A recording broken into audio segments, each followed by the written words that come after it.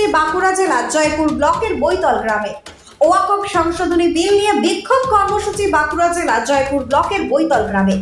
সংসদে ওয়াকফ আইন সংক্রান্ত সংশোধনী বিল পাশ হতেই সরব হয়েছেন রাজ্যের সংখ্যালঘু মুসলিম সমাজ।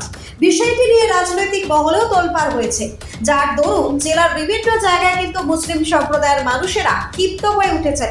দিকে দিকে প্রতিবাদ এবং বিক্ষোভ কর্মসূচি চলছে। আর এমনই এক বিক্ষোভ কর্মসূচি হয়ে গেল বাঁকুড়া জেলার জয়পুর ব্লকের বৈতল গ্রামে।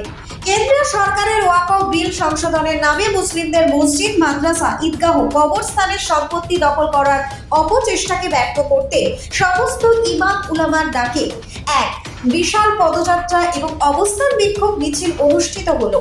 এই বিক্ষোভ কর্মসূচির মূল বার্তা ছিল সংবিধান বাঁচাও, দেশ বাঁচাও, ওয়াকফ বাঁচাও।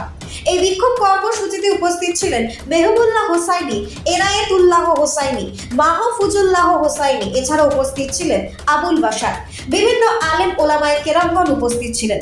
এছাড়াও এই বিক্ষোভ মিছিলে শামিল হয়েছিলেন বৈতল, জয়পুর সহ পার্শ্ববর্তী গড়বেতা, কতুলপুর, গোঘাট ব্লকে বিভিন্ন নাগরিকেরা। Bureau report, target Bangla news. মনে হয় উমর কলমা পড়ে মুসলমান হয়ে গেছে, তো আমরাও এরকম তকবীর লাগাবো, জমিন থেকে নিয়ে আসমান পর্যন্ত সারা পৃথিবীর মাটি কেঁপে উঠবে ইনশাআল্লাহ। সকলে বলুন নারে তাকবীর, নারে তাকবীর, মোদি হাটাও, মোদি হাটাও, বিজেপি সরকার তুমি হুঁশিয়ার। আমি আপনাদের চ্যানেল কর্তৃপক্ষ সহ রাজ্যবাসী, দেশবাসীকে জাতি, ধর্ম, বর্ণ নির্বিশেষে আমি মেহবুল্লাহ হোসাইনি আমার হরিখোলা দরবার শরীফের পক্ষ থেকে আন্তরিক সালাম, শুভেচ্ছা, ভালোবাসা জ্ঞাপন করি। আমার পাশে আছে আমার ছোট ভাই, আমার প্রভূত ভাই জনাব মৌলানা আবুল বাশার সাহেব। আমার পাশে আছে পিজাদা ইনায়াতুল্লাহ হোসাইনি সাহেব, পিজাদা মাতিউল্লাহ হোসাইনি সাহেব। সবাই আছি আমরা মাশাআল্লাহ। আমার ভাই আছেন জনাব পিজাদা আবুল বাশার সাহেব আছেন। আজকে আমরা এখানে দাঁড়িয়েছি। আজকে এই এলাকায় হাজার হাজার মানুষ ওয়াকফের যে সংশোধনী বিল কেন্দ্র এনেছে এবং সংসদের উভয় পক্ষে পাস করিয়েছে, এই বিলকে সামনে রেখে জনগণ, সারা ভারতবর্ষের সংখ্যালঘু মানুষ সহ হাজার হাজার লক্ষ লক্ষ অমুসলিম, হিন্দু, খ্রিস্টান, জৈন, বৌদ্ধ এই কালা কানুনের প্রত্যাহারের দাবিতে পথে নেমেছে। আমরাও এখানে পথে নেমেছি এলাকার হাজার হাজার মানুষকে সামনে রেখে। প্রত্যেকটা জায়গাতে আইবি, ডিআইবির মাধ্যমে অবশ্যই কেন্দ্র পর্যন্ত খবর যাবে যে গ্রাম থেকে গ্রাম স্তরে এই আন্দোলন ছড়িয়ে পড়েছে। এই আন্দোলন ছড়িয়ে পড়েছে। আগামী দিন যদি এই বিল প্রত্যাহার না করা হয় তাহলে কেন্দ্র সরকারের ভাগ্যে কিন্তু এই মানে সাম্প্রদায়িক সরকার বলুন, সাম্প্রদায়িক সরকারের কিন্তু কপালে খারাপ। এটা কোনো, আমি প্রথমে একবার বলে দিই, এটা কোনো হিন্দু, মুসলমান, খ্রিস্টান, জৈনের লড়াই নয়। এটা হলো সংবিধান বাঁচানোর লড়াই। কারণ সংবিধানের 14, 25, 26 আর্টিকেলে ধর্মীয় স্বাধীনতার কথা বলা হয়েছে। এই ওয়াকফের আন্দোলন, যেটা ওয়াকফ বিল, এটা আমাদের ধর্মীয় স্বাধীনতার এখতিয়ারের মধ্যে পড়ে। আমাদের পূর্বপুরুষরা মুসলিম কমিউনিটির ডেভেলপমেন্টের জন্য তারা দিয়ে গেছেন 50 বিঘে, 10 বিঘে, 20 বিঘে সম্পত্তি তারা দিয়ে এরকম 9000 একরেরও বেশি সম্পত্তি তারা দিয়েছেন। তারা মনে করতেন যে এই কমিউনিটির জন্য, এই মুসলিম সমাজের উন্নতির জন্য দান করলে কবরে পড়ে সওয়াব পাবো, তো সেই জন্য দিয়েছেন। যেমন হিন্দু ভাইদের দেবত্ব সম্পত্তি আছে, হাজার হাজার একর সম্পত্তি আছে, খ্রিস্টান, জৈন, বৌদ্ধদের আছে।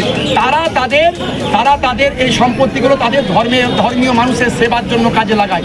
মুসলমানরা তাদের সেবার জন্য কাজে লাগাবে। তাদের কমিটি আছে, সেই কমিটিতে আমরা মুসলমানরা আমাদেরকে রাখার কথাও নাই আর থাকারও কথাও নাই। তেমন আমাদের এই কমিটিতে মুসলমান ছাড়া বলতে 22 জনের কমিটিতে 8 জন নাকি মুসলিম থাকবে, 12 জন নাকি অন্য ধর্মের থাকবে। এটা কি করে মেনে নিতে পারি? আমার জায়গা, আমার ভিটে, আমার সম্পত্তিতে অন্যজন কমিটিতে থাকবে, এটা মেনে নেওয়া যাবে না। এরকম অনেক এই আইনে ভুল ভাল দেওয়া হয়েছে, যেটা আমাদের সম্পত্তিকে হরণ করার চক্রান্ত, যেটা পুঁজিপতিদের হাতে সম্পত্তি তুলে দেওয়ার চক্রান্ত। তাই বলবো, এটা হিন্দু, মুসলমান, খ্রিস্টান, জৈন, বৌদ্ধের এখানে লড়াই নয়, এটা সংবিধান বাঁচানোর লড়াই। তাই 192 জন পার্লামেন্টে এমপি অমুসলিম হিন্দু ভাই তারা আমাদের জন্য লড়াই করেছেন, তাদের সাধুবাদ জানাই। এই রাজ্য সরকারের পক্ষ থেকে কেস হয়েছে, আপনার তামিলনাড়ু সরকারের পক্ষ থেকে মামলা হয়েছে, আমার ভাইজানেরা অনেকে মামলা করেছেন, অনেক ভাইরা মামলা করেছেন, অনেক সংগঠনের ভাইরা মামলা করেছেন, প্রত্যেকে মামলা করছেন। বেশি বেশি করে মামলা করতে হবে। আর এই আন্দোলন গণতান্ত্রিক পদ্ধতিতে সংবিধানকে মান্যতা দিয়ে শান্তি শৃঙ্খলার সঙ্গে দীর্ঘমেয়াদী আন্দোলন করতে হবে মুসলিম পার্সোনাল ল বোর্ডের এখতিয়ারে থেকে। আর আগামী 26শে যে এপ্রিল ব্রিগেড সমাবেশ, এই ব্রিগেড সমাবেশ যারা দিচ্ছেন এরা হিন্দু নয়, প্রথমেই বলছি এরা সাম্প্রদায়িক একটা দলের মানুষ, তাই এদের হুমকি ধমকি আমরা পাত্তা দিই না। মুসলমান ওই কি বলে মুসলমান ঘুমন্ত বাঘ, ওই যে বলছে না পালক নিয়ে মুরগির পালক নিয়ে কানে দিয়ে কান পরিষ্কার করো ভালো জিনিস, কিন্তু মুরগির পালকটা কখনো বাঘের কানেতে ঢুকিয়ে দিও না, তাহলে বিপদ আছে।